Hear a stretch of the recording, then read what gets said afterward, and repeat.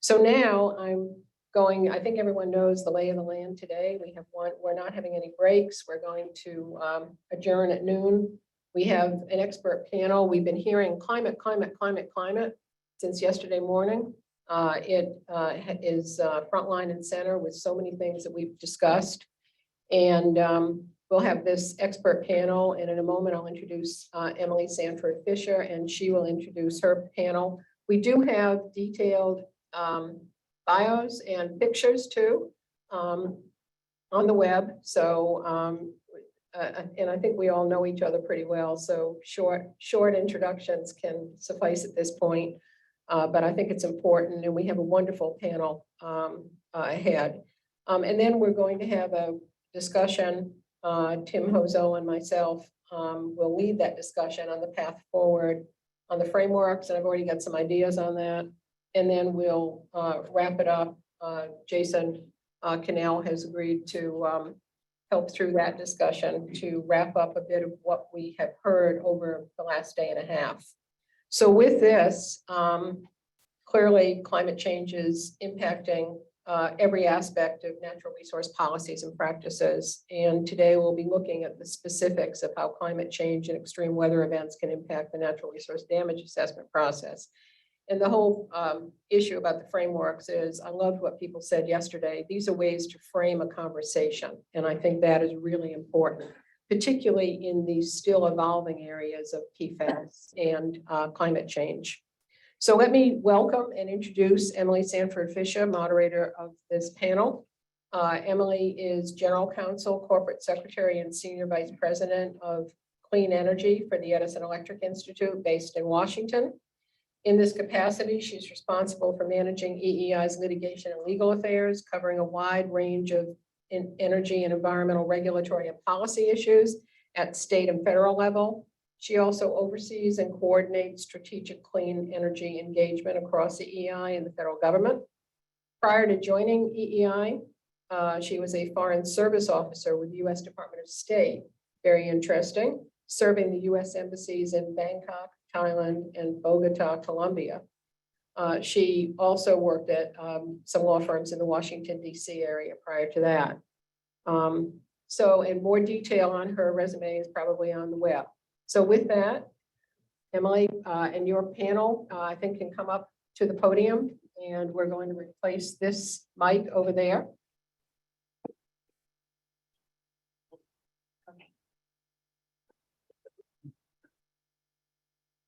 Like that close? Yeah. Okay. Good morning. Thank you for the introduction. I thought you said it was going to be short, and then you went on and told some of my sordid past, which involves fleeing from law firms and going to work overseas. That seems like a reasonable response to law firms to me. At least 20 years ago it did. I am really excited to be here today, especially since your theme has been climate. I actually think of myself more as an air lawyer. It's actually probably a pretty bad day for me if I'm thinking about the Clean Water Act, and a truly terrible day for me if I'm thinking about require surplus, because that probably means I'm talking about coal combustion residuals, not a happy topic. But climate is a topic that's very near and dear to my heart, and I spend a lot of time thinking about mitigation. How can we reduce emissions? And it's a brief sidebar. The power sector is really in an interesting place right now, and I really love the message of collaboration, because it feels like after spending probably 20 years constantly feeling like you're the bad guy, which is legitimate when you're the largest source of greenhouse gas emissions in the economy, that we are in full partnership with a range of stakeholders to see how much progress we can make in reducing emissions. And I will say we have made some fairly significant progress to date. Just briefly, so we've reduced emissions in the power sector about 36, close to 40% below 2005 levels, which is kind of the standard baseline year we use to measure climate progress in the United States. And that's more than any other sector in the economy, and it's more than most other countries in the world. And we have really been able to do that through reducing the amount of fossil fuels we burn. We've closed a lot of coal-based units in the last 5 to 10 years, and really deploying a lot of renewables. But that doesn't mean that we don't have legacy issues and that we don't need to do more. And it has been really educational for me to spend some time thinking about terrestrial and water-based impacts that climate is having, and how we assess those and how we try to remediate them. And how that might impact other programs, including those related to releases. And so this has been really educational for me. And I appreciate the opportunity to moderate what is a truly amazing expert panel. I'm going to briefly introduce them, and then Paul is going to walk through this draft framework for how you could include climate change.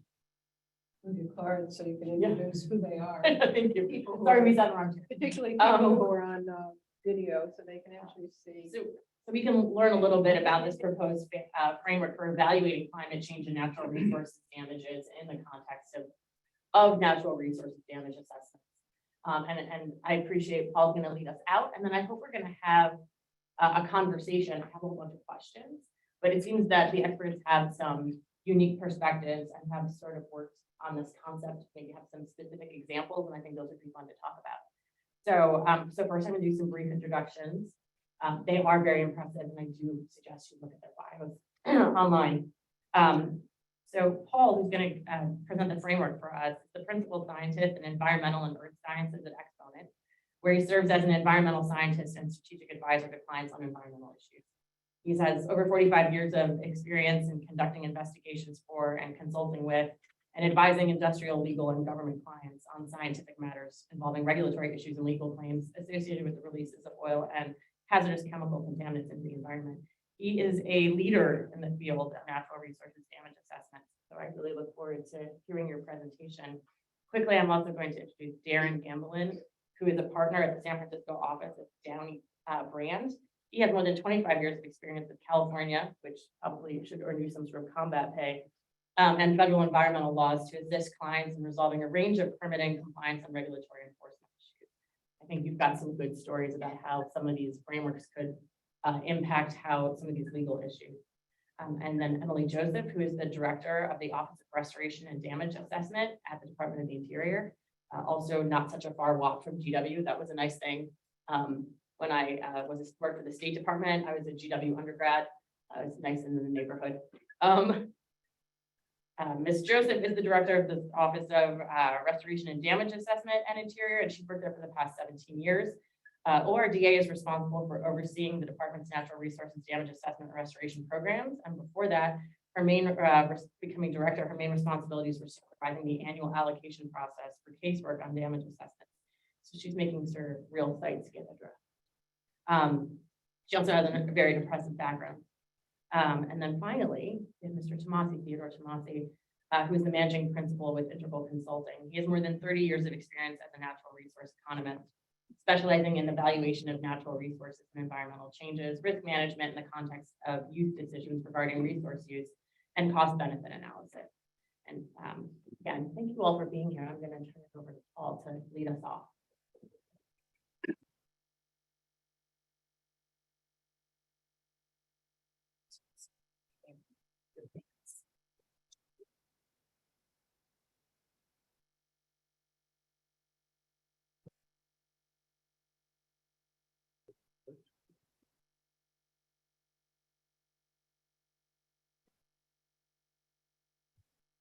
Okay. Thanks, Emily, and good morning, and I'm pleased to be with you all again today. So my favorite word this morning is going to be intersection. Okay, just wait and see. I'd like to talk this morning about the intersection of NRDA and climate change, and to introduce a framework to understand and interpret that intersection. It was interesting to observe that this topic really intersected most, if not all, of the other discussions yesterday, as Barbara mentioned, starting with Roger's discussion about CSR and ESG and on through the day. Specifically, though, I'd like to introduce a framework for addressing the influence of what I refer to as climate change factors on the different aspects of NRDA practice, injury assessment, scaling, and restoration. And these involve technical, economic, and legal issues, which is why we have this interdisciplinary panel to discuss it. It's a complex topic at the intersection of two already complex topics. The goals of NRDAs, whether under circular or opener, are the restoration of ecological and human use services, the levels that would exist but for the releases.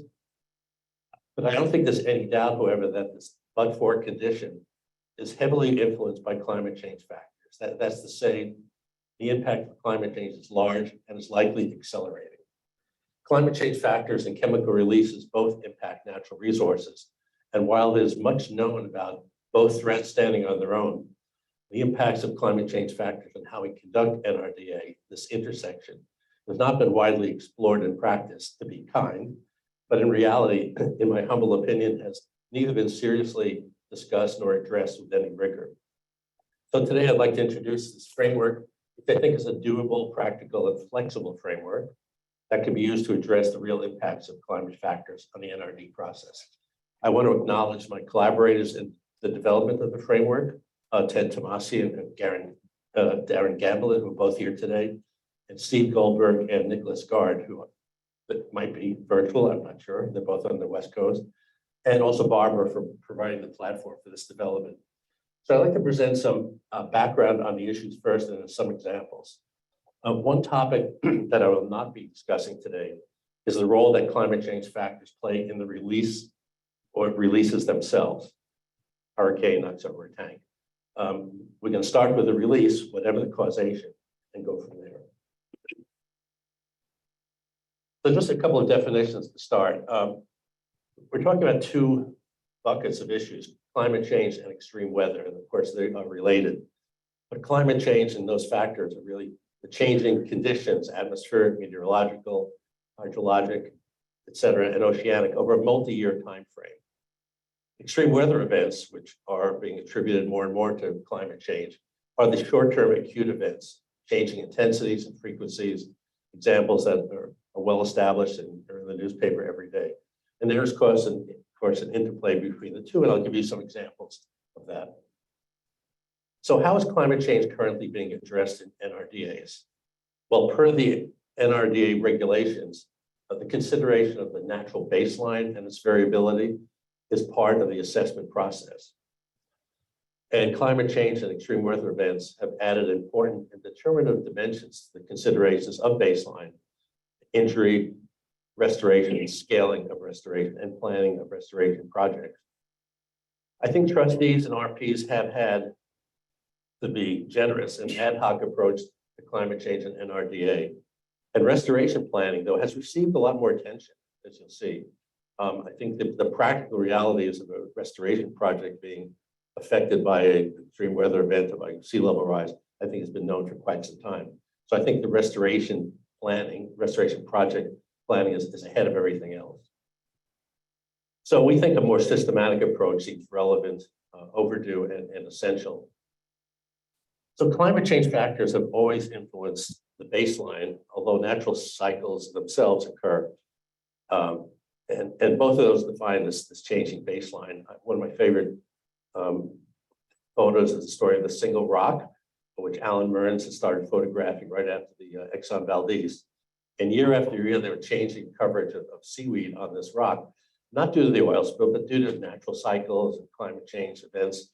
And you see on the right, the graph of coverage of different seaweed. So there's tremendous natural variability, and which was understood by juries and others in this single set of pictures. Another example is the herring collapse. The herring collapse in Prince William Sound.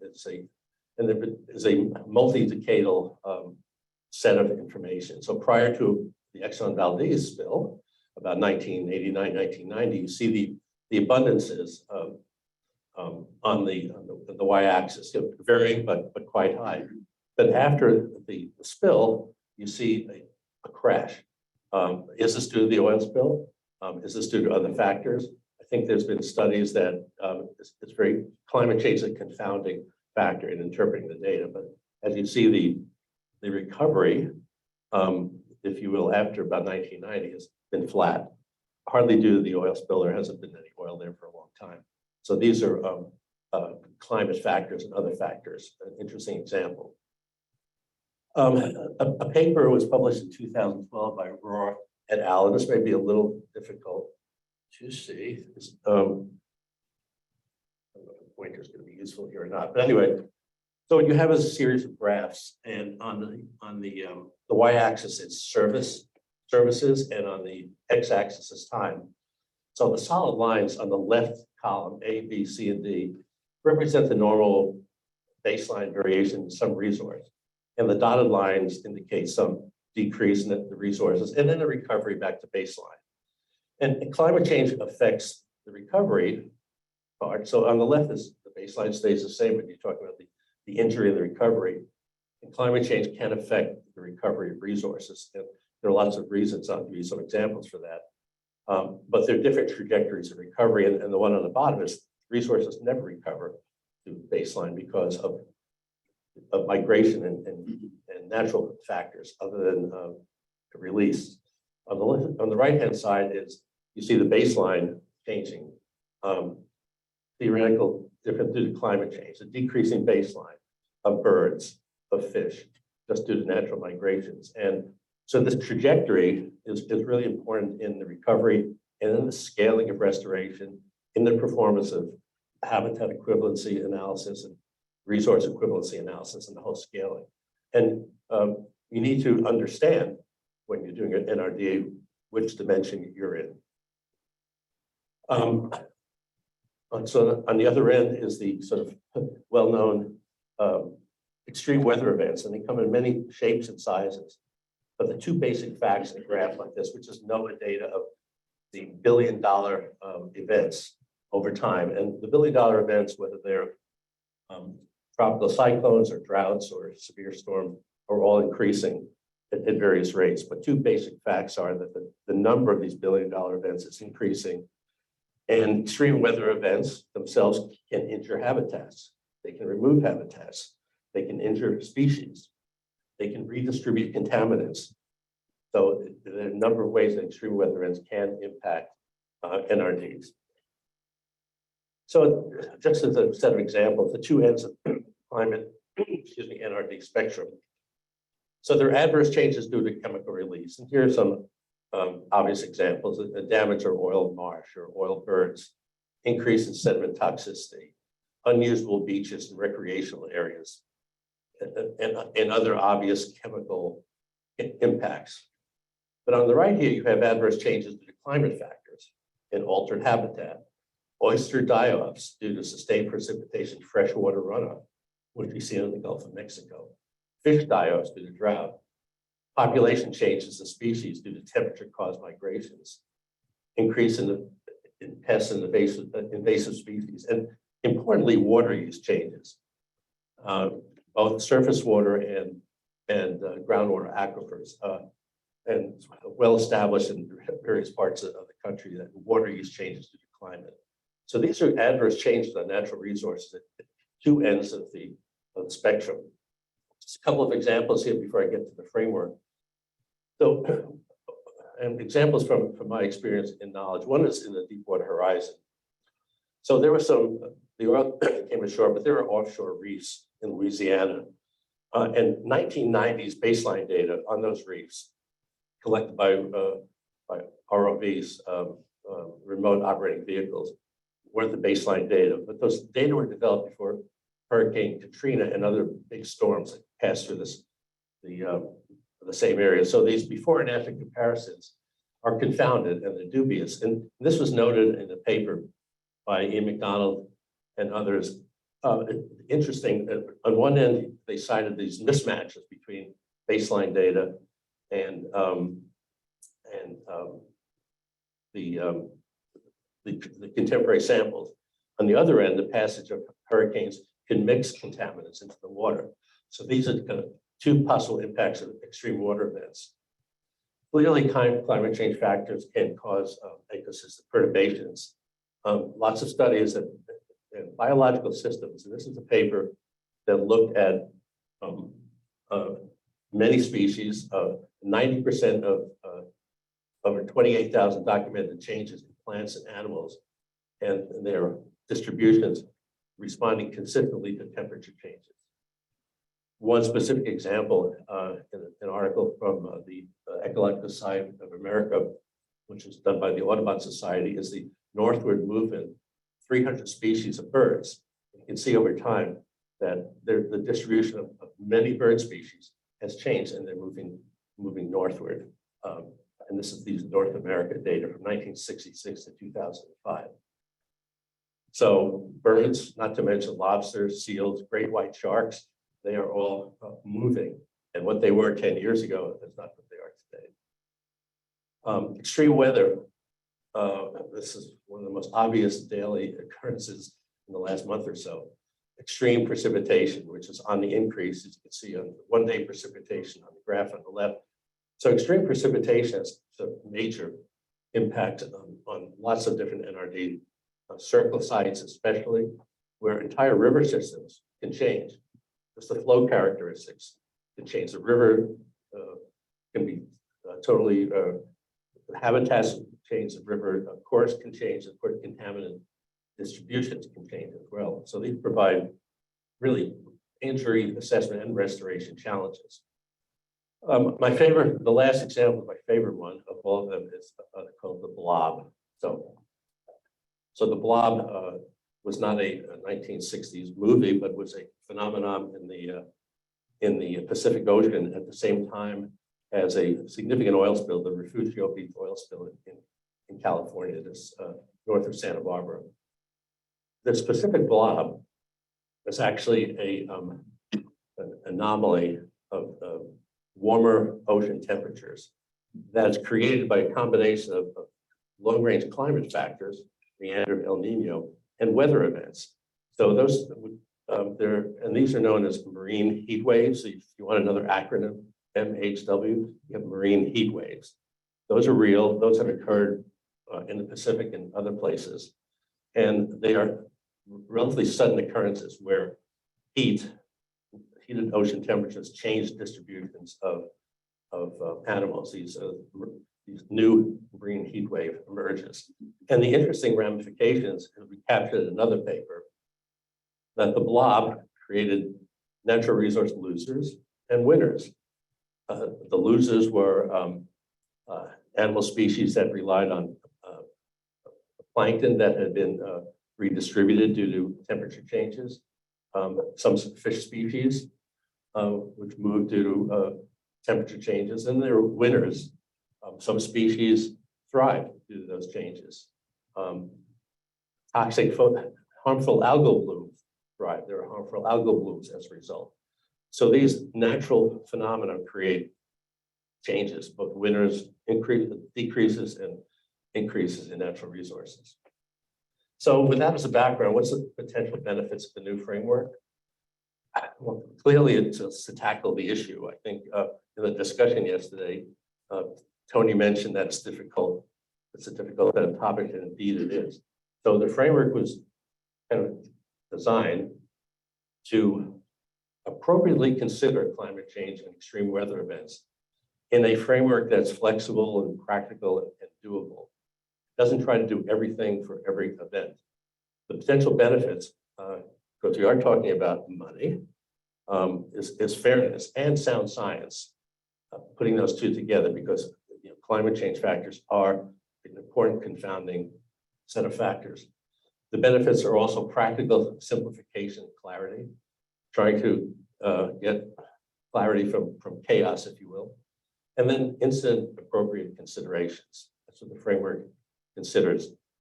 I'll go through the stepwise process briefly, but before I do, the proposed framework involves a 6-step process. But I think optimally for this process to work, it has to be undertaken as part of a cooperative assessment. I've been a proponent for a number of years about scientists, economists, and others getting together with the lawyers in another room for the moment, sorry, Darren, and kind of working through some of the technical issues. Don't have to agree on how to interpret the data, but agree how to do the studies and how to acquire information. And in this case, agree which climate factors need to be taken into account, from none to many. And so we do need scientific and economic experts representing interested parties to kind of implement this framework.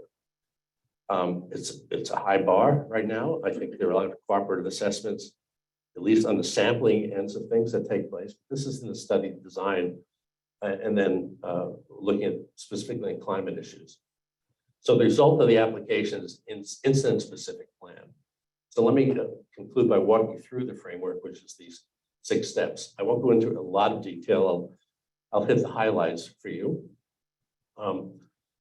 First step is incident analysis, which combines a few things, looking at the incident and what resources are affected, et cetera. And I'll go in a little bit more detail. Step 2, let's identify the climate factors that are in play. Let's prioritize the climate factors that need to be considered. Step 3, in view of that, let's define the intensity of investigation, ranging from none at all because of legal, scientific, and other circumstances, to a full assessment of climate factors for very complex events. Then, based on that, let's do an injury evaluation, taking into account climate factors on those resources that we deemed important. The very important step of scaling. What do we do with those information? We have to determine the extent of injury and how that affects losses, and how we're going to design and scale restoration projects, and then designing resilient restoration projects. Those are the 6 steps. So with a little bit more detail. So step 1 is really the incident analysis. What's the nature of the release? What are the potentially affected resources, the habitats and services? And what is the vulnerability of those resources and habitats, climate change and extreme weather factors? This is a really key first step. We've seen lists of resources, 20 resources that could be affected. What are the really other resources that can be affected by climate change? And separately and then intersecting, what are the resources that can be affected by the chemical release? Importantly, then, what are the climate factors? These are very incident specific, those factors in the Gulf of Mexico or the Gulf of Alaska, off the coast of Massachusetts, Florida, they're going to be different. Climate factors are quite different and very important depending on the incident. Which are the climate factors that can impact the NRDA process, all parts of the process at this particular site? A little matrix that I've used to think about this, these climate factors are both climate change factors and extreme weather factors, and they affect baseline, injury, scaling, and restoration. And it's good to think of these factors in a matrix, and for each incident to kind of fill in a matrix like this. That's one helpful tool. Step 3, let's determine the investigation intensity. I think this is a really key step. So when you step back, think about climate change and resources, one can roll their eyes and say, wow, there's too much going on, it's too difficult. That may be the case, but let's say for this incident, what's important? Level 1, we describe it, despite these possible climate issues and extreme weather disruptions, moving rapidly to a settlement based on other considerations. Parties want to settle. It's a small release. There are political issues. There may be factors in play, but let's put those aside for now. It's easy to get to restoration. Remembering that the goal of all NRDs is to get to restoration. Level 2 is, okay, there are important climate issues. Let's look at them qualitatively. And let me just say as an aside that there is so much data out there, so much data collected from satellites, by NOAA, by other agencies, currents, ocean temperature. There's a tremendous amount of data. I just showed you a little bit of slice. So a lot of this climate change data acquisition is mining existing data. There may be needs in an event to go out and measure something, but I think that would be the exception. I think if we have to look at climate factors, we are mining existing data. Level 3 is a complex event, lots of climate factors. We really have a full-blown type of analysis of both climate factors and resource issues. Injury evaluation. Okay, we've screened out the factors. We know what level of intensity. Let's decide what impact each material factor will have on alleged injury. And there's details in the framework on those. very important step is scaling. What impact will these factors have on scaling service losses? Need to evaluate whether the changes in baseline will sufficiently alter the ecological and human services, some of those graphs I showed. And then if we're using HIA or RIA, consider adjusting the discount rate to reflect those changes in the resource base. I think this is a very important step, which really takes into account what we know about the baseline and the trajectory of recovery. And then the final step is the restoration project scaling, which I mentioned earlier. Is probably more advanced than any of the other steps because the realization that restoration projects can get wiped out by the next storm, that's clear. So the nexus between the NRD incident and restoration project really has to be considered, looking at the geography and looking at the past restoration projects, and then considering additional costs for potentially adaptive management and response. Do we build a restoration project? We build in additional resiliency around that project. And so my last slide here just shows sort of the practical. I think when I say restoration step is well advanced, there are documents, there are publications, that are great examples of consideration of climate factors. Restoring the Great Lakes. This is technical guidance for the design and implementation of climate smart restoration projects. Lots of thinking, lots of good examples on step 6. In Deepwater Horizon, climate change impacts for project selection played a role in restoration projects. So that's the summary. It's a tough topic. It's a complex topic. I think we've kind of scratched the surface on a framework that I'd like to beta test somewhere, but it's out there for your comment and review. Thank you so much, Paul, for walking us through the framework. I think it's a really laudable attempt to take an already complex issue like natural resources damage assessments and factor in things that are even more complicated in a fair and flexible way. As I was reading about this, one of the purposes of the best practice framework is to encourage consistency across stakeholder groups and potentially nationwide. And as you already noted through, I think, the last 50 slides, there are people already attempting to do this. So I think it might be useful to hear from our panelists some of their experiences to date attempting to consider these climate factors and extreme weather event factors in natural resources damage assessment. And so I'm looking at Ted because I'm going to ask him to go first. But first, I wanted to note that Professor Wiley from LSU has been able to join us online and will also participate in our conversation. So I'm just really going to briefly introduce him. Professor Wiley is the chairman of the board and the interim CSF executive director and a professor at LSU and the College of the Coast and Environment. He also has an impressive background, and I encourage you to go look at it. But thank you very much for joining us, Professor. I will put you on notice that after I ask Ted and Emily, if I can call you that, director, and my name's Lynn, then I will ask you also if you want to talk about some of your experiences today trying to incorporate these factors into natural resources damage assessments. So I gave you enough, I gave you a little stall time. Thank you. So in my experience, in fact, these issues are addressed very much as the framework lays out, and that is in a wide variety of ways. Most of them falling in the first bin of considering that it's going on, let's not really delve into the details. Let's cut to the chase, very practical solutions, getting to restoration. And the factors become more negotiation points or considerations in the determinations, but they're not formally built in to a large extent. And I'll say that that's true of even more fundamental issues within damage assessment. So we talk about baseline, and we also talk about changing baselines with climate change.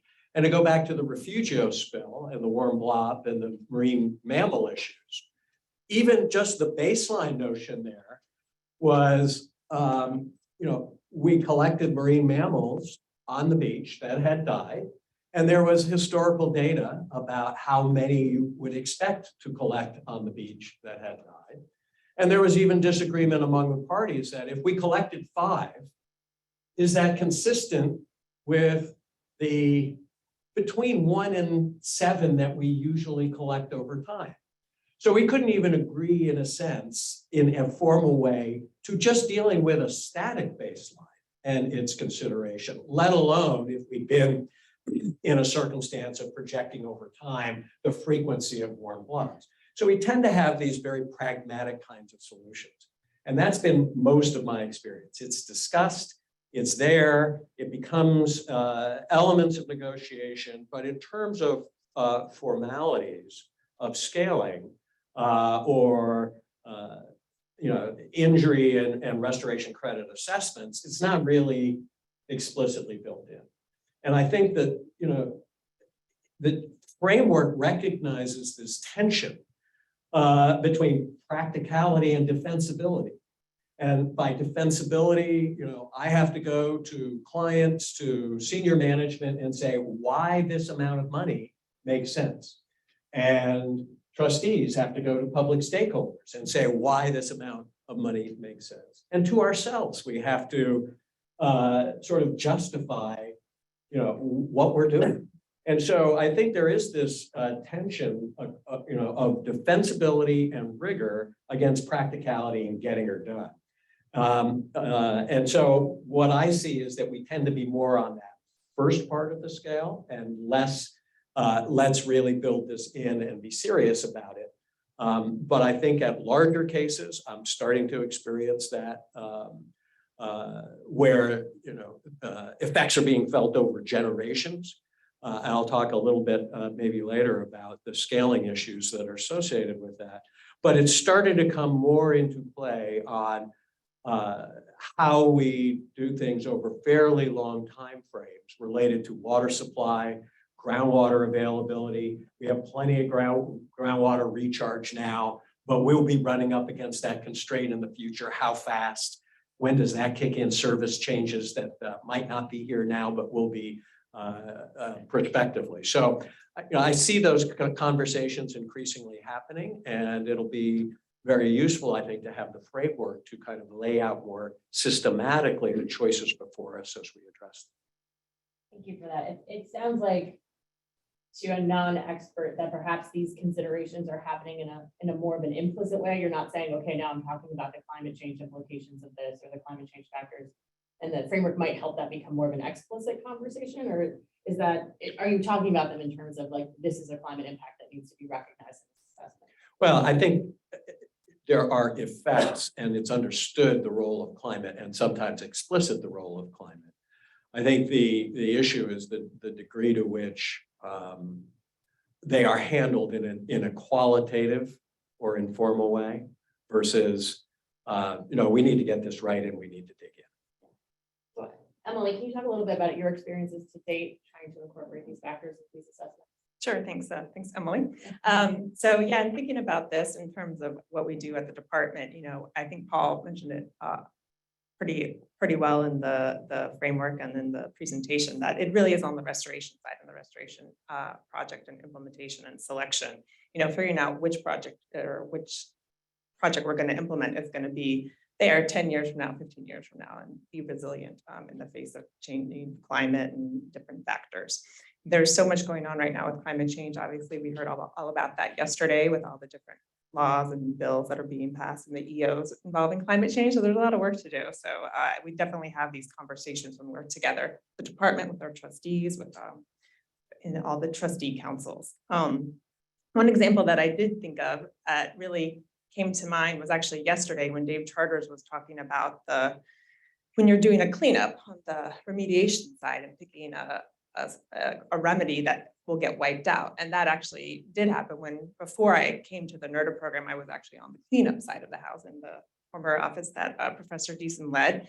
And that was the remedy that was selected to put a cap on a landfill. And then the next year, it was gone. So thinking about that, just be sure that you have what will be in place to help in the future is really critical, I think. Professor Twiley, I'm gonna ask you if you'd like to weigh in on some of your historic experiences considering these factors. So can you hear me? I guess that's the first question. Yes, we can. Okay. Well, thanks. On the virtual world, I'll offer a few thoughts. Obviously here in coastal Louisiana, our coast is extremely dynamic. So I think the conversation is right on the mark, and that is trying to define injury, which was a real challenge to a certain extent during Deepwater Horizon when you have a coast that's already losing 18, square kilometers, or as we say, a football field every hour of wetlands, then, separate, having a very dynamic baseline and then teasing out injury is a real challenge. Climate change, obviously, in a coast such as ours, with the accelerated sea level rise, is something that we are very concerned about. Something that has been part of our coastal master planning process since Katrina. It's been factored in even before Deepwater Horizon. But I want to make a point about teasing out these factors. And what I have followed in trying to explain these various factors and teasing out various components is that we have to remember that climate change accelerates what impacts we have through land use change and water management. It accelerates things that are already happening based on what we're doing. Let me give you an example. I hear a lot of times there's a community out in coastal Louisiana that's the Pointe-aux-Chenes community that actually has migrated. In fact, just 2 weeks ago, they got keys to their homes that they've actually been relocated further inland. And these are referred to as, this is a climate refugees, and this is climate change. But you have to remember that subsidence in our landscape is, 5 to 8 millimeters a year. It could be some places 12 millimeters a year. Right now, subsidence is 3 times higher than sea level rise. So you got this huge signal of subsidence. And what has happened is the way that we manage the river relative to providing sediment to compensate for subsidence, that's really the huge factor that controls the dynamics of our landscape. Now, sea level rise accelerates that, but it's not climate change that's the source of the problem of people having to migrate inland. It's actually the way we manage the river. It's the way we manage water resources. It's the way we manage sediment supply. So, making sure that we highlight particularly in very dynamic situations, these various factors and applying relevance to or some scale of intensity relative to what's causing the changes is real important. So you have to factor in, that we have opportunities to deal with some of these situations by the way we manage our landscapes and manage our water resources, as well as how we manage for climate change. During the discussion today, I want to, give you a really an analysis of that using Barataria Bay, that we just submitted a paper to look at decadal changes in that landscape and how to tease out injury related to, multiple factors that are influencing change. And so, this identifying baseline, I just want to reemphasize that again, making sure we're clear on multiple factors and then how climate change accelerates those impacts, and putting that in perspective of design and how we actually deal with analyzing these situations. Those are some themes that I'll just plant the flag right now, but those are some things I want to talk about in more detail as we go through the discussion. Excellent. I think we all look forward to that. And one of my next questions was going to be, are there some specific case studies where application of the framework would have been really useful? And it sounds like you would like to talk about one, Professor Twiley. But before we dive into that, and I love water puns, sorry, I can't stop myself. I did want to turn to my fellow lawyer. I think someone cast some aspersions on us before, but you know, from a lawyer's perspective, what are some of the potential benefits or some of the things that you think about when you look at trying to take a process that has been maybe a little bit more ad hoc and apply a framework to it? Sure, yeah, I think there's a real benefit to that. I mentioned my colleague and I, Steve Goldberg, tried to look back in preparation of this framework of how has there been, we talked about it implicit or explicit, has there been really an explicit mentions of climate in these incidents? And so we did a pretty broad survey of published DARPs to see, you know, not beyond just, you know, word search for climate, but were these factors in there? And as some of my colleagues mentioned, on the restoration side, there was Deepwater Horizon, Castro Cove in Richmond, California. There were some instances of that. But on the injury side, we really only found the warm blob that Paul mentioned that some of us were involved in as really the only explicit mention of a climate or extreme weather event type thing in that it was, you know, it was listed in the DARP and considered in some of their analysis. So we think there really is a need to develop the framework to put that out there, and you know, if nothing else, to educate the public that these factors are under consideration, are happening, and let both parties look at that a little more. One of the an interesting on back to the warm blob, my favorite subject, but one of the considerations there, and I think Ted Tomasi brought up on the injury side, it may be easier to consider some of these factors where they're more long-term, where we're talking about a long-term shift in a population where there's more data available. The warm blob incident was difficult from a kind of legal side to whether that would be an issue or not, because it was happening in real time as the incident's going on. Was there, you know, we're looking back now that there is data and there's, you know, scientific studies, but they've been developed later on. So, but at the time, it was really difficult to know what's going on here. Is there enough data to support, you know, a position on either side? So that may be one of the factors. And I think we get into that kind of step 3. What kind of factor, how much data is this worth, you know, arguing over, is kind of, or bringing up in the settlement discussion? Do we have enough basis to look at these factors? Thank you. I appreciate that. Ted or Emily, is there an example where applications of framework would have been particularly helpful? That, you know, I don't know, do you have a blob example, or if not, we'll turn to Professor Twiley, but you don't have a blob. Well, Please give me the microphone. you know, I think the blob example is an interesting one, but it was an ocean event and it was during an oil spill. Where I tend to see, you know, real concerns being raised are at contaminated sites with very, very long timeframes involved. So if you look, for example, in New Mexico, and you see what's happening with the plant communities during drought, and you start to think about long-term baselines and the effect of contamination in soils, and how the impacts on the communities are happening so rapidly, and yet our timeframes are hundreds of years.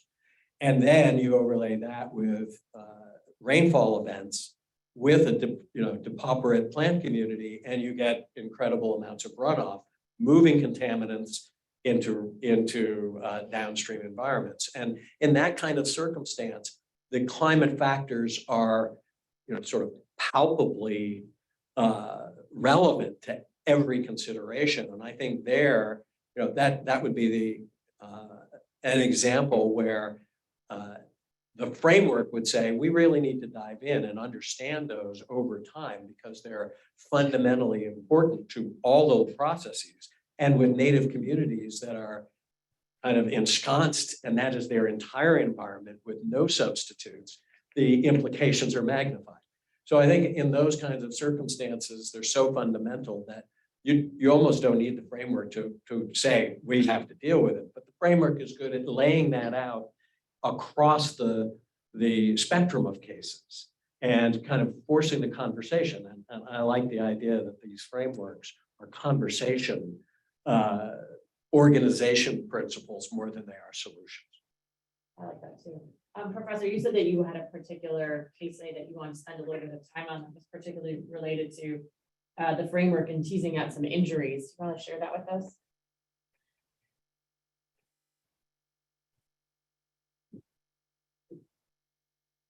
Sorry, it helps to unmute, doesn't it?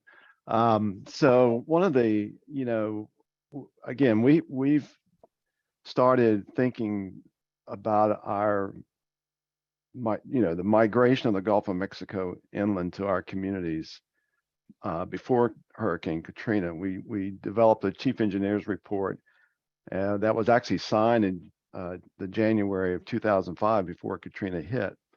And just to give you an example of what climate change looks like, again, the dynamics I'm going to explain are more a result of subsidence, the extremely high rates of subsidence and the lack of sediment supply.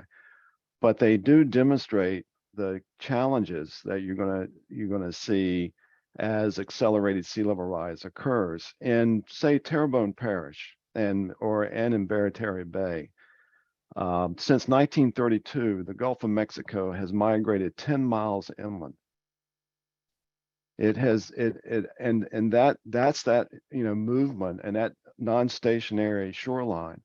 That's sort of that's the kind of issues that you're talking about here today. Is how does that completely change vulnerability and issues of identifying injury when you have communities that were pretty well protected from the coast, now all of a sudden exposed to daily flooding. What we tried to do in establishing our program is to talk about without action. If we did nothing, what would the landscape look like? And then what would the landscape look like with different restoration alternatives? And early on, we looked at each of those alternatives, restoration alternatives, with different degrees of climate change. We had a scenario of low, medium, and high, and evaluated the effectiveness of these projects and the effectiveness of different designs relative to those different climate change scenarios, again, on top of, what was already very high subsidence rates. And I think, and that's a general practice of NRDA, of having alternatives and looking at the effectiveness of different investments. But early on, we applied different climate change scenarios. And so I think there's precedent out there. There's examples where, in a coastline like ours, you're forced to do that because it is so dynamic with those kinds of changes. And I think that can be incorporated into this framework is, applying those different climate change perspectives. There can be a lot of discussion as to what those magnitudes should be. What is a low, what is a medium, and what is a high? But it really does help you think through what you're dealing with relative to what your expected changes or what your designs will be or how you evaluate injury. And so I just throw that out as, that has been well established in our program, that approach. Let me just build on that a little bit. We have seen it on the restoration scaling side. You're doing a wetland creation project. What's the lifespan of the project? You build in sea level rise to that lifespan. So we are seeing it in those kinds of circumstances on the restoration side. It's less so tying also to the injury side and within a coherent framework across all the elements. I think that's where we're more lacking than some individualized considerations that do get built in. Well, I wondered if you had any additional comments or, as one of the creators of the framework, I think you probably had some things in mind, projects in mind as you were developing it. Yeah, I do have some projects. I illustrated a few, but just in list, I have a couple of comments in general. So I have long experience here, but my sample is not that great because there are lots of NRDs, both circle and open. So I can just talk from my experience. I think the professor used a word that's really important, and that's non-stationary. I think climate change in general is non-stationary, which means it's not linear, it's accelerating. So I think this topic is getting more and more important. A 500-year storm is not a 500-year storm, it's a 50-year storm. It's getting more important. I think these factors are getting more important.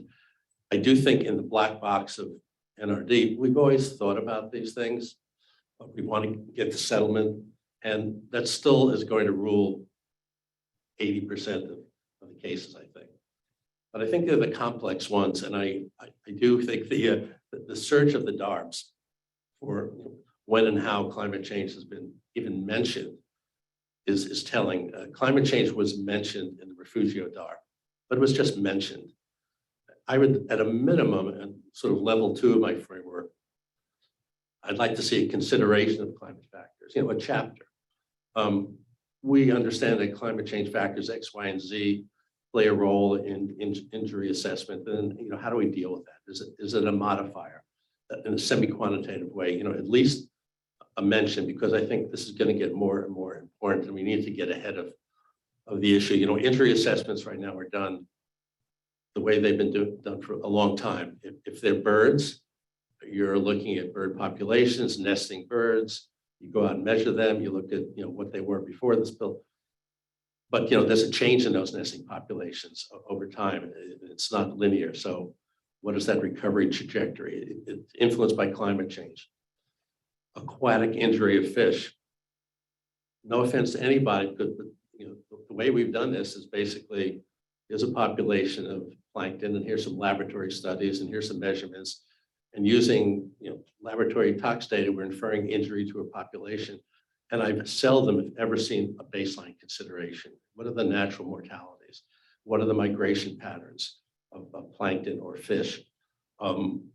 It's convenient, this is an inconvenient truth.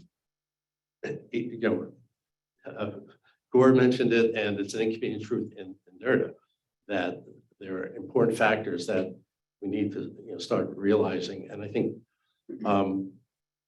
they're underappreciated in surplus sites because extreme precipitation is a huge confounding issue, whether it's an aquatic site or whether it's a site where there's groundwater involved, and you all of a sudden have a tremendous recharge, or if it's a drought factor. So I think I'm not answering your question directly on a specific example, but I think there are lots of examples where in the future we ought to have a chapter in the DARP on here's how we considered it, kind of in a transparent way. So we're all comfortable that we've taken into account that we're not inferring that all injury is related to the chemical release. All adverse changes are not related to the chemical release. A lot of them are. Sometimes they're more related to climate factors than chemical releases. Ted wants to say something very badly. Yes, I do. I think there's danger in the middle ground. Thinking of birds, that triggered a memory of a bird case with an oil spill and an endangered species of birds, East Coast spill, and a resource equivalency analysis projecting those into time. And there was some pretty sophisticated modeling going on. And a trustee, very experienced trustee, said, yeah, but we all know these birds are going to be toast in the future because of climate change and lost habitat. So we'll just handle that by not extending credits from your restoration projects beyond 15 years as an informal way to address this concern for climate change.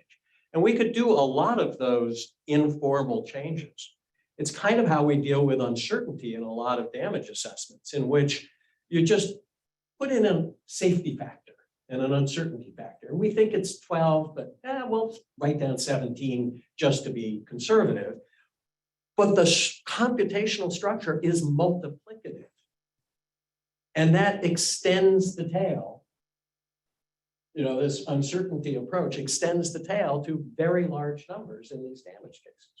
So I would just also caution that the ad hoc, let's deal with it kind of informally, is not necessarily the best path. And if you look, for example, at the value of information in a contentious proceeding, where people disagree in their initial beliefs, and you look at the design of studies and what is valuable to resolving a dispute, you go big or you don't go at all. Right? You either cut to the chase, or to convince somebody who has a disparate belief from you, you need a very convincing study in order to have it worthwhile in the process. So I think that, you know, we really need to think carefully about matching the methodologies to the dollar implications. And it might be best to avoid these kind of middle ground ad hoc things, you know, obviously within the context of a settlement, they can always be valuable, but they can lead to some very difficult outcomes. And when you actually dive in and deal with those more formally, then you constrain, you know, the outcomes by the rigor of your analysis. And I think that the Goldilocks can be a dangerous person. Yeah, this isn't necessarily a debate.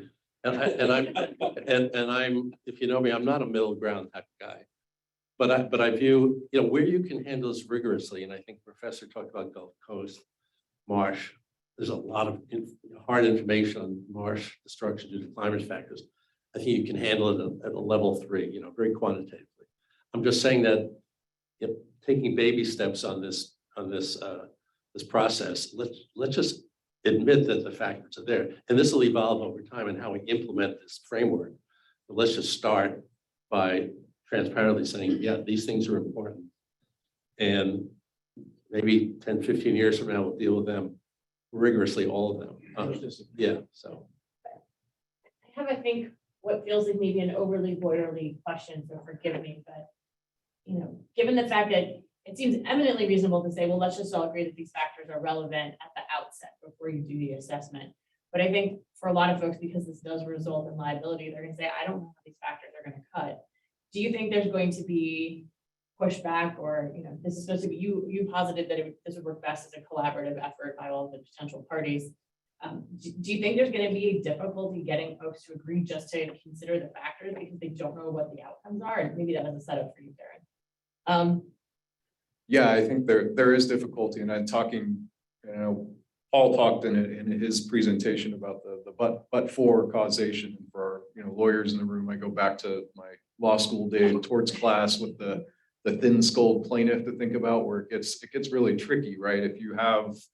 If we, you know, in terms of an auto accident, you know, with a fatality, you know that person died, but is there, you know, were they, you know, when you get into the thin-skulled issue, it becomes a little more difficult. So applying it here, you know, with our, you know, our thin-skulled dolphin out in the ocean, who is, you know, very stressed, a stressed population of marine mammals from climate change.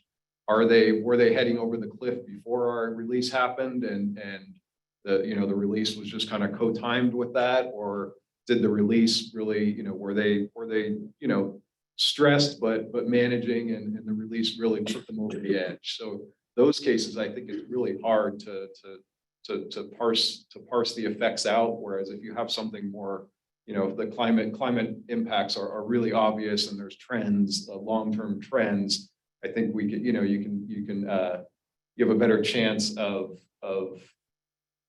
coming to a kind of a mutual agreement that these factors are there. Whereas, you know, I think some of these, you know, if it's a little closer, where you're dealing with, so much uncertainty, you're gonna get pushback from both sides and you may not be able to resolve it. It may be a case where putting the climate change aside and just coming to a settlement through kind of normal means, discounting the climate is the way to go for both parties for expediency and just getting to restoration quicker. I don't know if anyone wants to say anything in response to that, but I kind of was struck by that. I also forgot to say, Ted, that your example where someone was very fatalistic about the birds was upsetting to me, but birds are gonna die anyway, so but you know, so I think the goal, as Barbara articulated it to me, is to have the framework pretty broadly adopted, but we are sort of having a conversation that implies that at least initially, it might be useful to be cautious about which projects you're explicitly applying it to, because some are going to be better suited. Is that something that you all sort of sense in that, or am I not teasing out the right point from that? I think that's right. My remark about beta testing. We should probably pick an event. It could be a circular site, it could be the next bill that we tested on. It has to be appropriate. It's going to involve collaboration between whoever the unfortunate RP is and the trustees to do that. But I think to start this out, you need to pick your events, your incidents. I think specifically, most of them are going to be this level 1, where go right, hit the restoration, make sure those restoration projects are resilient. But the full framework, testing it out on the appropriate incident would be great if we could figure out how to do that. One where everyone ended happy would probably be useful. So Emily, you represent a really unique stakeholder in this process. And we mentioned, and you mentioned, the very active role Biden administration has in looking at climate change. Has been described as a whole of government approach. Are you, in your role and in the functions that your offices perform, are you thinking or talking explicitly about considering these factors? I know that you're very focused on restoration efforts. How is climate change and these factors, how are they already being discussed, if you can, within your frameworks? Yeah, I'm pretty much basically there on the restoration side. That's where we need to put our effort in right now, basically. We do have operating procedures and policies in place that we have at the department on how to do restoration and building that in and just thinking about that. I think to the point about, where do we go from here and thinking about how to use it, I think if you want to have something that's successful and works, you do have to sort of start small and figure out, whether it works or not. And so with us, we have our policies in place, but as the different EOs come out and the different thoughts come out from the different offices that are working on climate change at the department, we kind of take in what they have to say and kind of incorporate into what we're doing in our office. But I agree also with the point about, it takes everybody, our trustees and the RPs working together. I think having a cooperative agreement, a cooperative assessment is definitely the best place to start. So how would you, if you were involved in your perfect beta project, how would you describe to all of the potential stakeholders that you wanted to move forward with a framework-like approach? What do you think is the way to get stakeholder support for the framework and its use? You're laughing, but do you think it's just sort of walking through an analysis or being able to rely on some of the work that Professor Filey is doing to show that it's functioning in an academic context? There are, at least on the oil spill side, there are a lot of drills that take place, a lot of cooperative drills. So I think building relationships and having conversations outside of emergencies on this would probably be a good step. This could be built into a drill on the circular side. I'm kind of at a loss how to start the conversation there. But yeah, so I would start. I really think this is a cooperative effort to do this and do it well. You don't want to have to go to the newspapers on this, but there are events that's obvious. I think any event in the Gulf of Mexico that involves shoreline and marshes, red flag. There are climate change issues and wait for the next storm to come through. Any event that involves marine heat waves on the West Coast, we know those, we track those. It's very easy if there's an incident to know if one of those is occurring. So I think you have to be we may want to pick out 3 or 4 obvious triggering conditions for a good beta test. Yeah, wetlands with the Gulf of Mexico is one.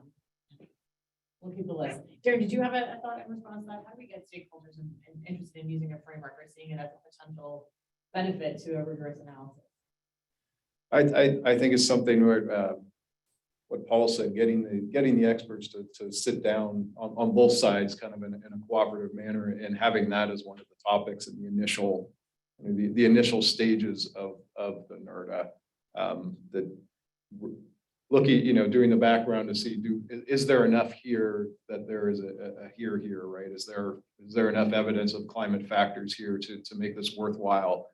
And then getting those out on the table in a very, very early stage, and not, because I think once you move too far into the data gathering and evaluation, I think the parties are going to be too set in their sides to step back and think about climate. So I think it's really important that it gets brought up in the initial evaluation. Once you have evaluated enough to realize that there may be real climate impacts that are driving the parties apart, that would eventually drive the parties apart here from settlement. I actually have to say, and this is maybe one of the hazards of representing industry, is I had not anticipated until you had just said it, that consideration of climate change impacts would ever potentially lessen an award. I was like, wait, is this only going to add to that? And I think that's a fascinating concept. And not trying to be particularly controversial, but I had not really contemplated that. Yeah. You mean in terms of reducing damages? Yeah. We're saying that the impacts are maybe not driven solely by the release, or there are confounding variables. I really anticipated that. Yeah. There's a number of places where that happens. Obviously, in the baseline, and causality issues. Did the observed effect derive from the release or from other factors? So certainly getting that right is important, and it can go either way. But usually that would be being more attentive to the other factors rather than just the release. But it also happens from a temporal dimension in terms of scaling. So if you think of, I have some cases that are state cases that go back to close to 1900 when the injuries are being contemplated. But even within CERCLA, it's 1981.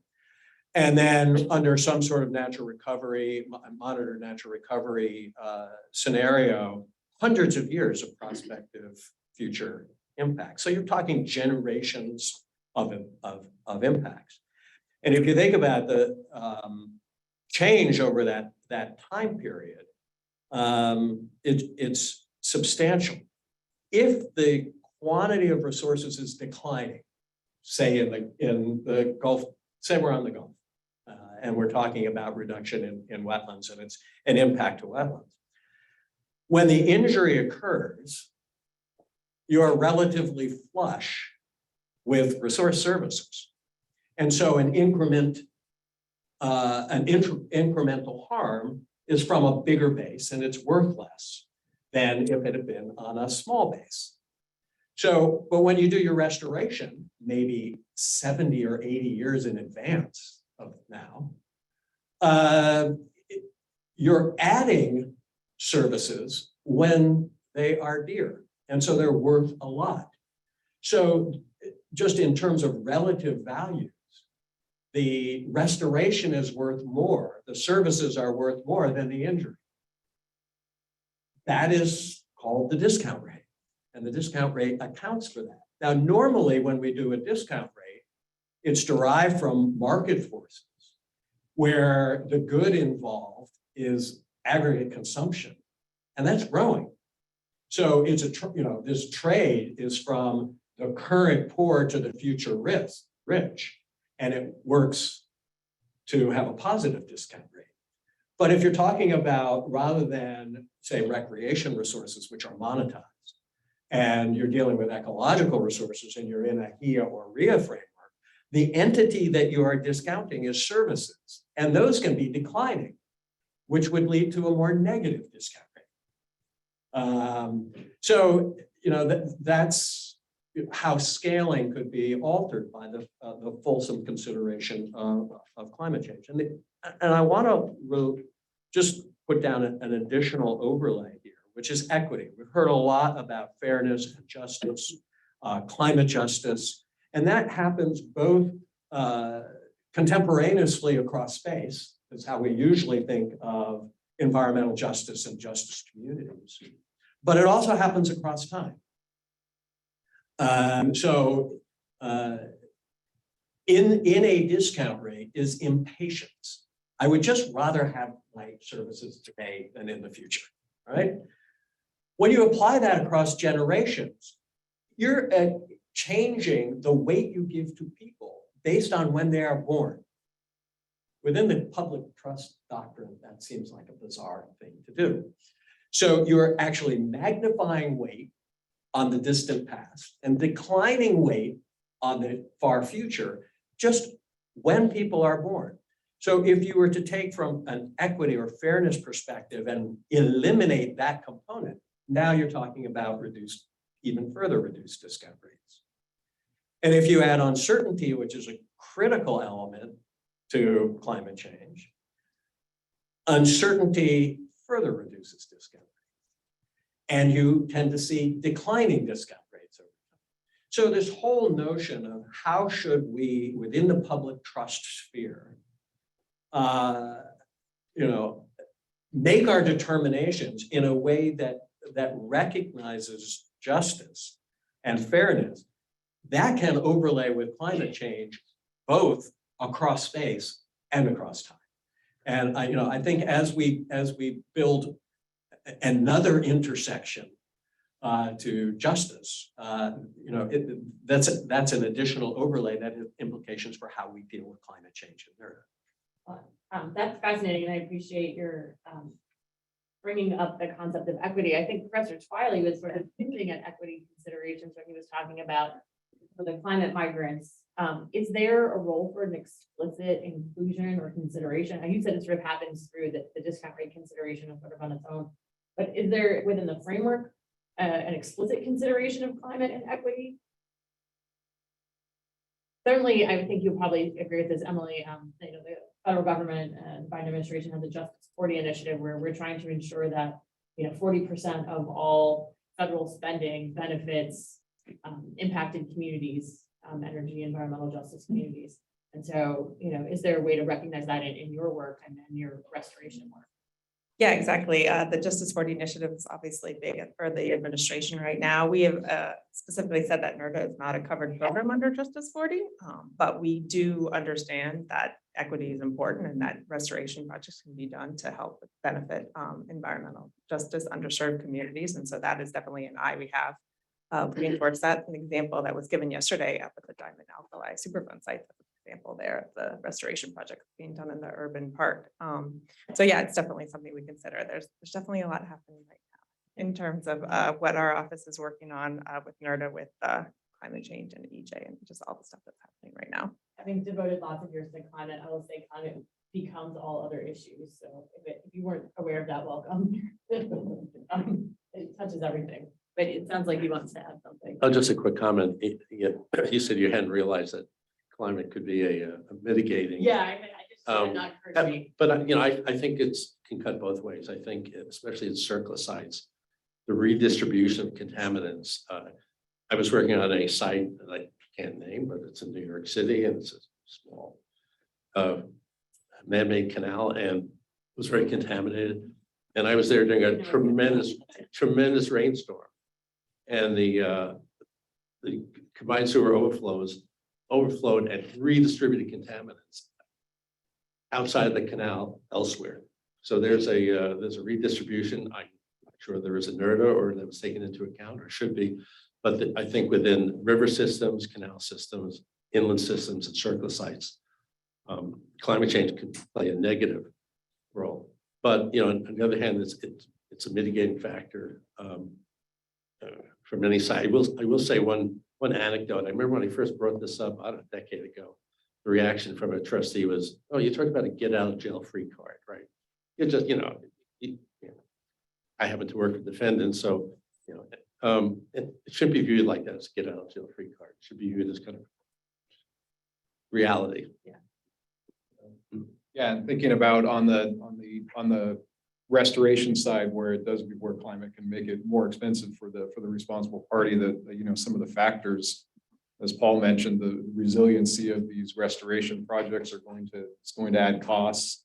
And then other things that I think trustees will have to consider on the climate side, on the restoration side is, you know, potentially increased costs for monitoring to make sure that that restoration project is taking hold. If it isn't being impacted by climate factors, or are they going to, you know, in your ultimate settlement agreement, are you going to need to put contingencies in there to account for the possibility of a, you know, the 1,000-year flood, that's now a 50-year flood into there, or reopeners in the settlement agreement to account for these things. So I think there are lots of climate, you know, in potential impacts that go the other way, kind of make things more expensive on the restoration side.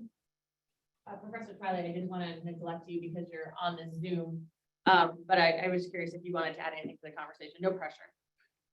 No, I just to the recent comments and just I will comment on cost. And that's a real factor. We've seen it, we're dealing with it right now in projects with Deepwater Horizon. You know, again, we've had a system whereby we try to factor in the design of projects related to climate change. And it is clear the costs associated with that are significant. Not only that, but just to go back one of the other comments, the discount is that, you know, the performance relative to those costs over, say, a 50-year life cycle. You know, we tried to look at, you know, those factors relative to maintenance costs. So it's not just building the project, it's the maintenance of the projects related to performance over a certain life cycle. So all of those, when you start factoring in a climate change signal relative to what you're trying to achieve, are truly significant. And so I just want to add, I mean, we're calculating those now. And so, you know, and it's a big part of, and I'll just, one other factor there is, you know, the expectation of what these investments will achieve, you know, and trying to, you know, establish, you know, what you can try to, you know, restore. In fact, in my career, I've stopped using ecosystem restoration. I actually use the term ecosystem design. And the reason for that is because, you know, there's preference over what you're trying to achieve, which is truly, you know, a design concept. It's not, you know, this idea of putting something back the way it was, because with climate change, that's just, you know, what is that? So this idea of design and being more truthful in what you're trying to achieve, and maybe that helps in the discussion with trustees and the parties around the table. Sometimes I wonder whether, you know, trying to use restoration versus just being honest and calling it ecosystem design. But I just sort of throw that out relative to the conversation that you've had about cost and performance, because it's real. It really is. I appreciate that. I wanted to just make sure that folks on the web and in the room know that we will turn to you for questions shortly. So if you have some, or if you'd like to have some, I think you can ask questions in both ways. I will take care of it. We're just giving you a warning that your time is coming. So I've been trying to, in the back of my head, as we've been talking, think about what would be another good sort of test project. We sort of said something in the Gulf, not that I hope for spills in the Gulf, that's morbid. But I was also sort of thinking about some of the things you said about time horizons. So something where the climate impacts are less future oriented, or maybe we're feeling them more today, might also be a good candidate for a test of the framework, because people might more easily agree on what the climate impacts are. And so I spend probably too much time thinking about the lesser prairie chicken. So I was wondering, are there places where we know like species habitats have changed that would be good potential sort of beta tests? That was just one of the ones I was trying to think of as we're thinking of where can we find opportunities to use this and demonstrate that it works in an equitable way writ large. I don't know if that was one, but that was one where I know that I see the effects of climate change and it's not hugely debated. But maybe someone else has a good idea for an example. Well, I think, let me kind of bypass Sure. just that. whatever you want. It's not the example. I think the format, the mechanism, the venue for doing this is probably not a real event, for kind of working this out. I think the venue is a workshop, or it's a drill, or it's, you have one group working on a circle site, another group working on an open site, and you have combined interests and economists, scientists, lawyers sitting there kind of working through these issues. Somebody could set that up as a simulation, as a model. I think that would, working out the bugs in a real event is kind of tough. Yeah. There's just too much angst. So I'll mention drills, workshops. I think this could be really interestingly workshop. Look at Barbara, Yeah, I but was gonna say, I think there are other Barbara's venues. I know Um, Noah has been, Yeah. Noah has run very successful cooperative drills on the West Coast and Gulf for years. I mean, there are other drill or workshop working on some of the kinks and just running through some of these issues to see where people are going to butt heads and where things are, can flow through. So it's not a specific example, but specific venue. That's to workshop, maybe use real facts of events and see how the framework would apply. Or in an educational institution, I bet students would be awesome at helping out with that. That seems like a really cool way of testing the framework and then disseminating the framework. And then I'll just say that Darren and Steve Goldberg have put forth 2 case studies, which could form as models. One's a circle study and one's an open study. So there's a. We'll draw this together at the end of the program and we kind of try to draw together all we've heard and then we go through it. No taken. Excellent. Do we see if there are any questions in the audience? Yeah, let's see if there's any online first. Sure. And people should raise their hands online. There's always so many different online ways of raising your hand. I can never find the button. Okay, and then in the room, are there questions on here?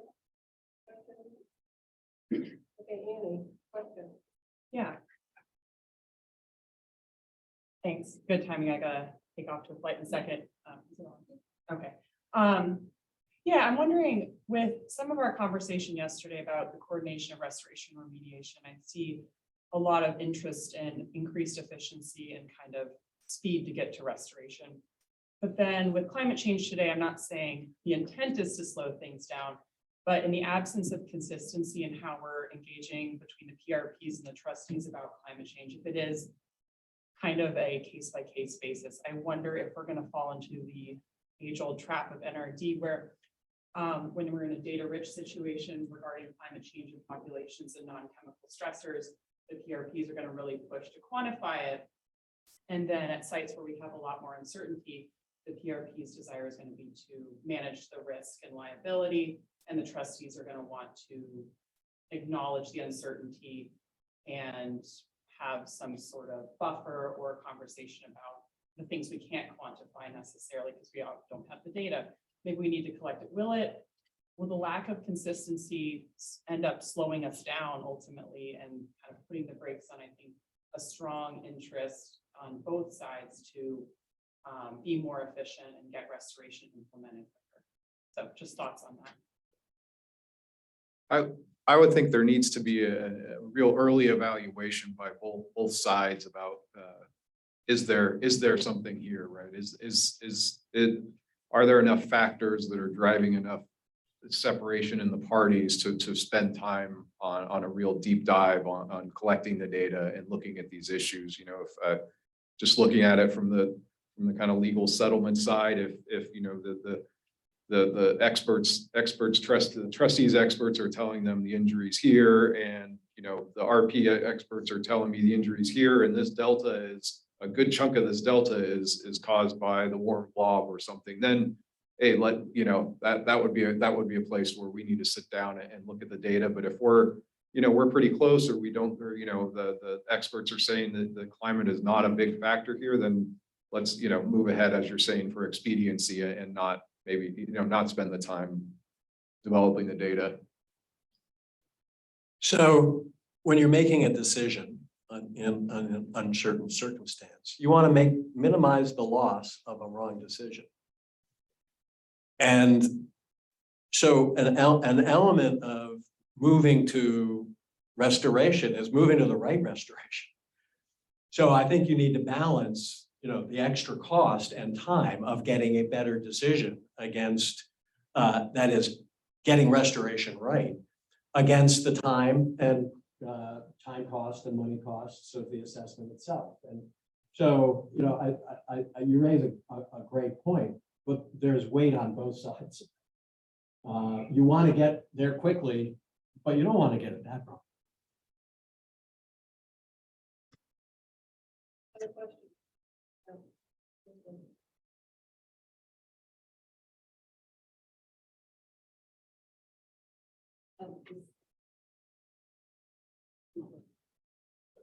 Yes.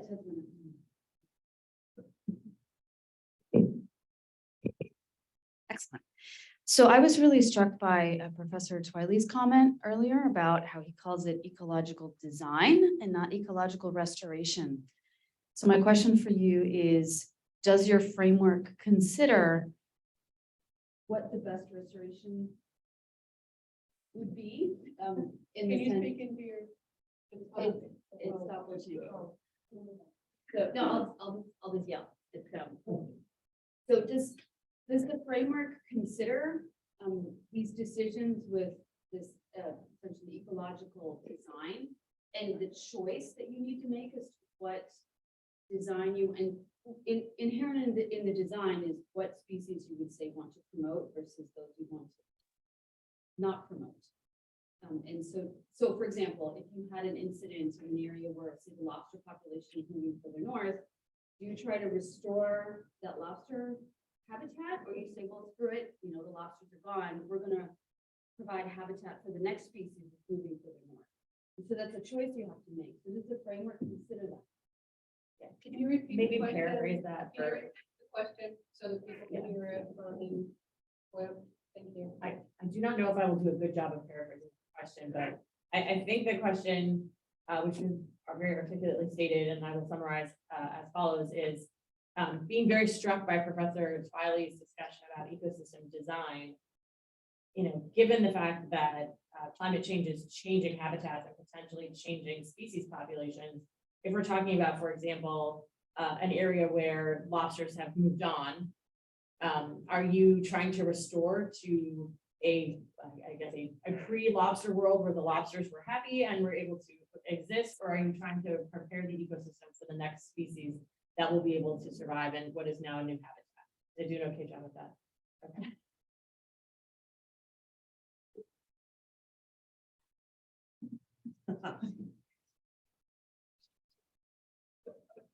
Is that for me? Can but I think it's a great question. I think it sort of, you have to be careful. I mean, we're acknowledging that things are changing. So to talk about restoring something when we know there's a trajectory of things are going to be different, we have to find some way of dealing with that inconsistency.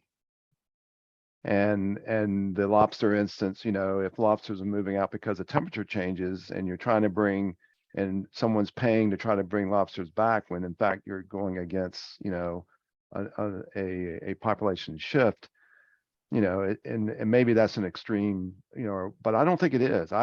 Again, I think that is what has to be factored in as much as anything in this discussion of climate change and NRDA or damage assessments and recovery, is what are you designing for? And we've had a lot of discussions, say with the Corps of Engineers and with groups about this whole idea of anticipating what we're designing for.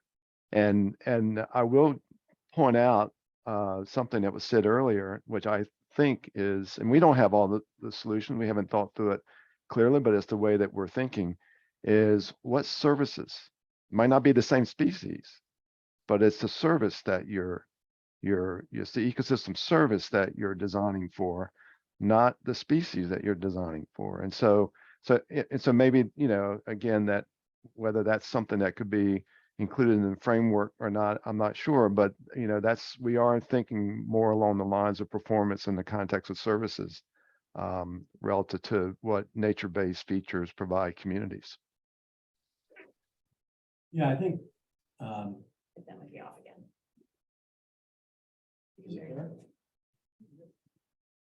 Become very fuzzy. so, that's a great question, Kristen, and a great answer. And I think what that reveals is the degree to which these issues are hard, and they don't match up with the methods that we currently use to be efficient and move through to restoration quickly. So, you're talking about more out of kinds of things potentially, or at least linking through to a common set of services, but with complications about what the details are, as opposed to restoring the same critter, which is easy to do within our computations. So, and the people who are benefited might change. And when, he assumes that, people are the same.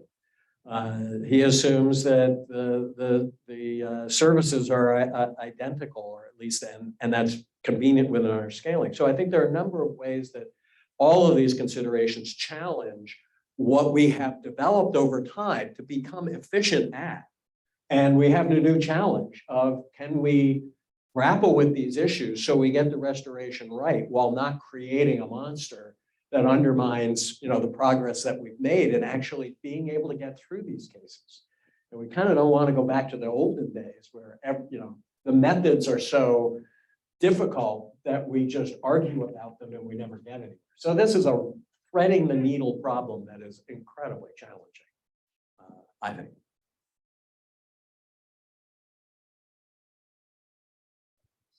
You can do everything. I'm going to change the subject a little bit and maybe be provocative. I'd like to ask if there's a trustee in the room or an RP in the room. I won't mention names. I'm just wondering if you view this framework as doable, practical, useful in doing your work and coming to reasonable settlements. I won't mention names unless I have to. These frameworks have been reviewed, I'm sorry? they have been reviewed, the frameworks, by trustees, by RPs, outside the group, inside the group. So hopefully, since no one has given us red flags, the answer is yes, but let's hear the specifics. Okay.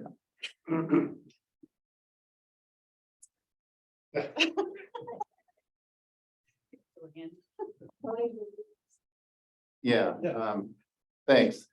I mean, I think that all these frameworks are good places for framing the discussions on these issues, whether it's PFAS, remediation and restoration, coordination here on climate.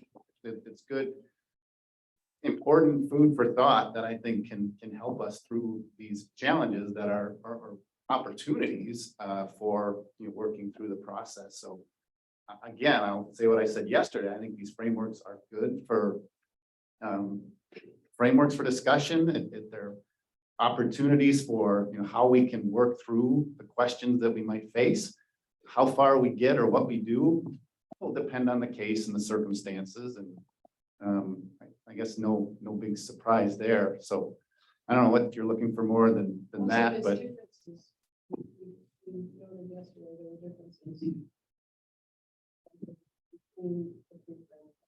They aren't ubiquitous. yeah, yeah. I wanted, while I have the mic, comment on the lobster question. Alternatively, we could think about, well, where are those lobsters going? And is that a place where, if we really want to stay in kind, that we think about restoration in another area, but then who's benefiting relative to who had the loss? So yeah, interesting, challenging questions for us to kind of thread that needle.